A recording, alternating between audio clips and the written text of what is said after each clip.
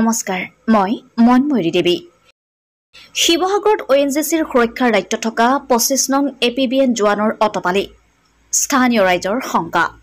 শিৱসাগৰ জিলা মথাদাং ৰুদ্ৰসাগৰস্থিত ONGCৰ GGS2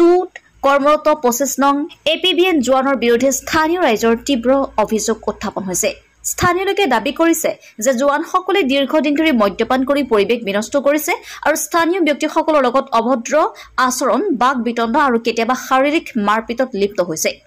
কালি নিশা এনে ঘটনা সংঘটিত হয় য'ত অচিনাক্ত দুই যুৱতীৰ সৈতে বাক বিতণ্ডাৰ পিছত মাৰপিটত লিপ্ত হয় ঘটনাটোৱে অঞ্চলটোৰ ৰাইজৰ মাজত তীব্ৰ শংকা আৰু অস্থিৰতাৰ জন্ম দিয়াৰ লগতে সুৰক্ষাৰ বিষয়ে গুৰুতৰ চিন্তাৰ বৃদ্ধি কৰিছে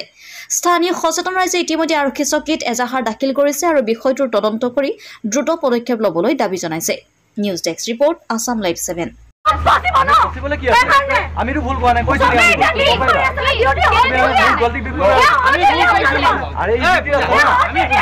আমাৰ ডিউটিত আছে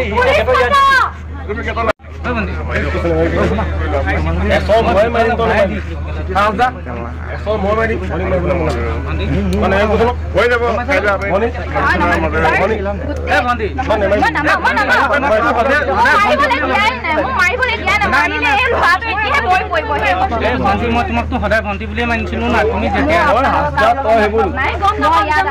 আৰে মই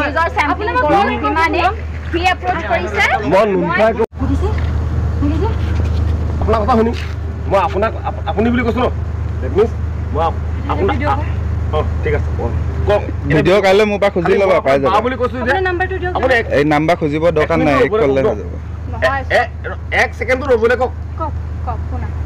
ঠিক আছে আপুনি বহক এই তাত নবহো না আপুনি তাত বহক ঠিক আছে বহক আমি বহিম বহা এইজনী কেলে ঠিক আছে একেলগে আছিলে মানে মই এতিয়া আছিলি না এতিয়া আছিলি না তই তো এতিয়া আছিলি না বুনাই ছোৱালীজনীক এবাৰ হাত উঠাবা নহয় এডহতে কাটি না এডহতে কাটি থৈ গুজি যাম মই কৈ দাদা এতিয়া হুজুক মই এডহতে থাকো মই আপোনাক 1 সেকেন্ড অকন টাইম দিছে 1 সেকেন্ড দিয়ক না প্লিজ 1 সেকেন্ড 1 কি ৰে মনি উইদাউট পছন্দ তুমি তাত কৰে বেলেগ কেছ হৈ যাব তাত যাব নোৱাৰা তোমাৰ তাত গলে কিন্তু বেলেগ কেছ হৈ যাব 1 সেকেন্ড নোৱা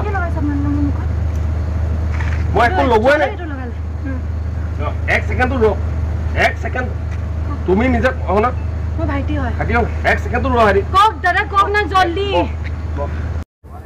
কালি আপোনাৰ দীৰ্ঘদিন ধৰি ইয়াত GGS2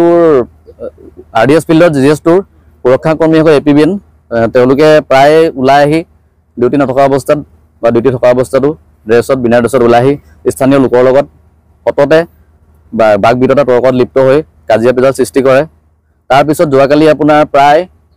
10 মান বজাত আমি ইয়াতে চিঞৰ বাখৰ শুনি আহোঁ দেখোঁ যে দুগৰাকী অচিনাক্ত যুৱতীয়ে তেওঁলোকৰ কৰ্মৰত এজন সুৰক্ষা কৰ্মীৰ সৈতে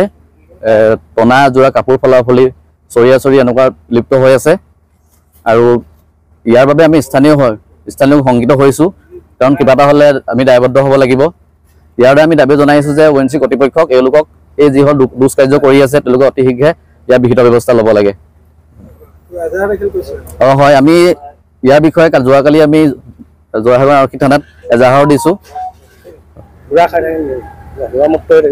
হয় তেওঁলোকে প্ৰায় মদ্যপান কৰি থাকে দেখোঁ মদ্যপান অৱস্থাত তেওঁলোকক দেখোঁ ইয়াৰ বিষয়ে আমি তেওঁলোকৰ প্লাটন কামনা যোৱা ইনচাৰ্জ আছে তেওঁলোকক অৱগত কৰাইছোঁ কিন্তু তেওঁলোকে ইয়াৰ বিষয়ে কোনো গা নলয় গতিকে আমি অতি শীঘ্ৰে এই দুষ্কাৰ্য ৰোধ কৰিবৰ বাবে বিভাগীয় কৰ্তৃপক্ষক অনুৰোধ জনালোঁ